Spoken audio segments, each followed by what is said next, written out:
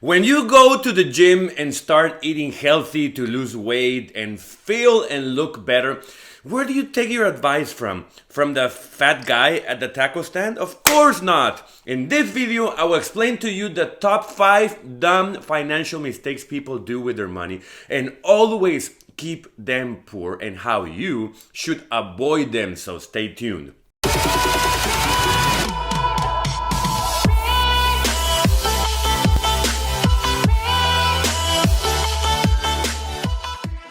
Hi there, welcome to your channel, The Foreigner in America, where I teach locals and foreigners everything related to money and personal finances, including investing in the markets, cryptos, real estate, and businesses. So if you're someone like myself who wants to achieve greater wealth in life, you don't settle for pennies, but for Benjamins, and you love money, please subscribe to this great channel and hit that bell so you don't miss any one of my weekly videos. Also check out my Instagram and TikTok at The Foreigner in America and my blog under the same name. So without further ado, let's begin. A lot of people give advice about money, and it's not just YouTube where people like Graham Stephan and Dave Ramsey talk about money, but on normal hangouts with friends. You get friends telling you what to invest on, how to manage money, and how to grow it. And then I ask you, what is your friend's net income and net worth?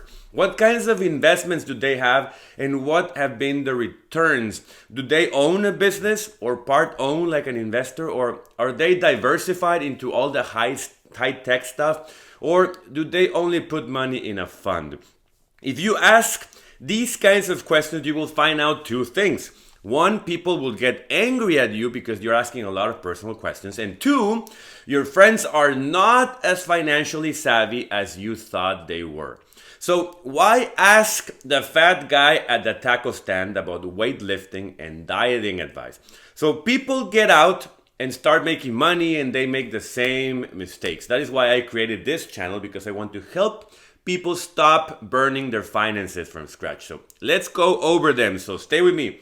Mistake number 1, you are a victim of marketing. Marketing is what makes you want to buy stuff. Why do you think Amazon paid millions of dollars to place an ad in the Super Bowl last year that lasted like a full minute? Because they know they must be in your head all the time telling you to spend money that you don't have. If you turn on the TV right now, let's say watch the news for a little bit, take a look at the commercials. Out of 5 or 6 commercials you get on each break, 1 is medicine related, 1 or 2 are fast food related, 1 is law related, and 1 is a car related. You get bombed by Toyota, Lexus, BMW, Mercedes, Audi, etc., telling you to go to the dealership and buy a new car with $0 down for 1 million payments. And students get $1,000 off. Wow! So you go to the dealership and you meet a sales guy. By the way, car salespeople are the kind of salesperson that I don't like. They don't build a relationship. They don't open new business. They don't care about you at all. It's all lies over lies. It's just like going to a strip club. You decide to get the brand new BMW 3 Series for $45,000. Beautiful car, don't get me wrong. German engineering in cars is the best. BMWs, Mercedes, Audis, Porsches, oof, love them. The problem here is that you don't pay cash for the car. That is the mistake. Mistake number 1 is not paying cash for a car. I can afford the payments. That's the most stupid thing I've heard in my life. If you cannot afford to pay for the car in cash, you cannot afford the car. Period. It's not a house. That's different.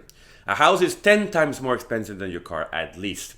So you're starting out fresh coming out of college or starting a job or a business, and you already have an obligation of $45,000 on your lap. It's like you placed a 45-pound bag of dirt over you. And it's just getting lighter by half a pound every month with the payment. So no car payment. Buy cash, even if it's a crappy car. Mistake number 2, you don't take care of your student loans. Listen, I come from a different country where you have public and private universities. If you're broke, and you cannot pay for an education, then you go to a public school where you get a bachelor's for pretty much nothing. If you're better financially, you go to a private school, which you have tiers, just like America. And there are scholarships available and financing. People come out of school with some debt and they pay off in less than 3 years. But here in America, oh my God, people drag student loans for 10 or 15 years. That's insane. And let me tell you the mistake. Mistake number 2 is not putting enough effort into paying those loans fast. If you owe $30,000, that is kind of the same thing as getting a new car, same mistake, but it was for a good cause, which is education. So I totally agree getting it. I am a true believer in education, but year 1, you go and buy a new car. Then you and your friends go to Europe for a trip. You get a house, a boat, and 3 dogs. Then you get married and have 2 babies. Wait a minute. Did you pay off the student loans yet? No. I can drag those forever and I don't care. I won't pay them off. And don't even get me started with the forgiveness issue. Please, that's new. What you should do is live like a peasant until you get those loans paid. If the payment is $300 a month for 10 years, you don't pay $300, but $1,000. If you get a bonus at work, you don't go on a vacation. You put it towards a loan. If your business hits a new customer, you don't spend the money in getting more stuff. You take care of the loan first. Once the loan is paid for, then you start planning a vacation to celebrate. I paid off my loans. Bring the margaritas nonstop. Mistake number 3, you rush into home ownership. Many people will tell you to go and buy a house. You're wasting your money renting. You're making the landlord richer. You're losing the equity, especially in this market. Imagine 19%. How can you sleep at night? Well, after buying an expensive car that you cannot afford and not paying off your loans, you go and you buy an expensive house. You want a house with 4 bedrooms, 4 bathrooms, a pool, a 2-car garage, and you want it new and in the best location. Anything else? Your realtor looks at you like, hopefully this man has $1 million under his belt. Otherwise, he's crazy with what he wants. Mistake number 3 has to do with debt to income ratio. I know people will disagree with me and tell me I'm crazy.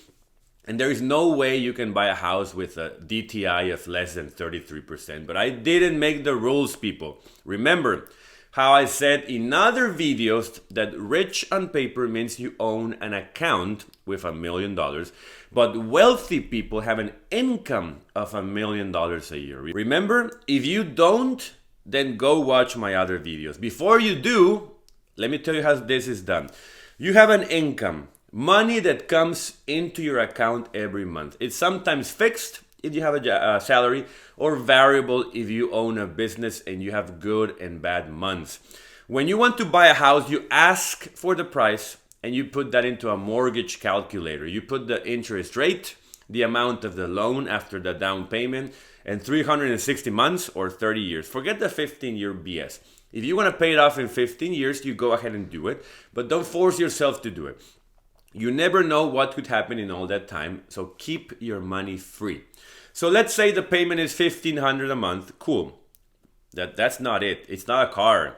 It's a house. You need to pay property taxes and insurance, and depending on your state, it can get very pricey. Like here in Texas, where I live, it's 2.6% of the property value per year. Why? Since you don't pay state tax, they get you on the house. So let's say that after including property tax and insurance, you pay $2,300 a month. Okay, the law of 33% DTI, debt to income ratio, says that your debt shouldn't be higher than 33% of your income. And this means all debt. But let's say you paid off your student loans, the car is paid off, and you have no credit card debt. So just the house. Okay, your income after tax should be $6,969. If you don't make $6,900 a month after taxes, you cannot afford the house. If you cannot afford the house, you have 3 options. 1, you rent. 2, you buy a cheaper house. Or 3, you give a higher down payment. Crying is not an option. Mistake number 4, you build credit card debt. Dave Ramsey will tell you, don't get credit cards, don't build a credit score, don't even think about it. I understand why he says so. Watch this video in which I explain how credit scores are made to hunt you down and drown you in debt. Solid video. So he's right. If you're an alcoholic, you shouldn't have alcohol in the house. You shouldn't be going to bars and hanging out with people taking shots on your face. Too much risk and pain. There is a small percentage of people like myself who can say, I'm not drinking if I don't want to, and even if they wet my lips.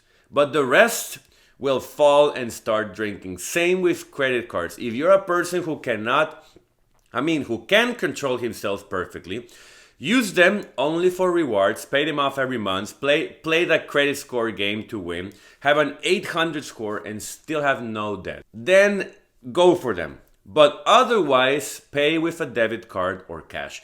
Once you have credit card debt, that is worse than a car payment, a house payment, or a student loan payment. Why? Car payments are 3% interest. Mortgages are 3%. Student loans are between 3 and 6%. Credit card payments are 15 to 30%. It's financial death. So stay away from them if you cannot control yourself. Mistake number 5, you don't take investing seriously. I will be brief on this, I promise, so stay with me. Even if you paid off your student loans, your car, you have no credit card debt, and you rent or have a mortgage with a DTI of 33% or less, you still won't have any real money if you don't take your investing seriously. Putting money away in a 401k is fine to avoid paying so much in taxes and getting an employer match. Once you get your after-tax dollars, you go and spend them all. I mean, why should I care if I already contributed to the 401k, right? You're wrong. 401ks and IRAs are the icing on the cake. I encourage you to save 20% or more of your after-tax income and invest it on things that really make money. What things? Watch the video I created where I talk about them. Solid real estate units, cryptos, NFTs, and decentralized projects and stocks related to the future metaverse. Mistake number 5 is done by probably 80% of people in America and the world. They think that retirement accounts is all they need. You are wrong. 401ks can drop 40% if there is a market crash the year you need to retire. And what if you live 30 years after you retire? You think the market won't crash in 30 years? I would rather retire with rental units and dividends and distributions from stocks and partial ownerships in businesses. Like I'm saying, 401ks and IRAs are the icing on the cake. If you have $1 million or two on each, well, good for you. It's an emergency fund in case you live 100 years. Let me tell you my foreigner insight for the top 5 dumb mistakes people make with money. No matter how old you are, where you come from, or your parents or grandparents, these mistakes apply to 100% of people unless you were born rich. Buy a house when your income allows you to be 33% or less in your debt to income ratio. Pay your car in cash, pay your student loans as your number 1 priority before buying underwear. Underwear can wait. Just flip them inside out. But remember, take control of your life and take control of your money. Thanks a lot for watching. If you liked my video, press the like button and subscribe to this great channel and hit that bell so you don't miss any one of my following videos for more advice on crypto investing and money. So have a great day and I'll see you next time.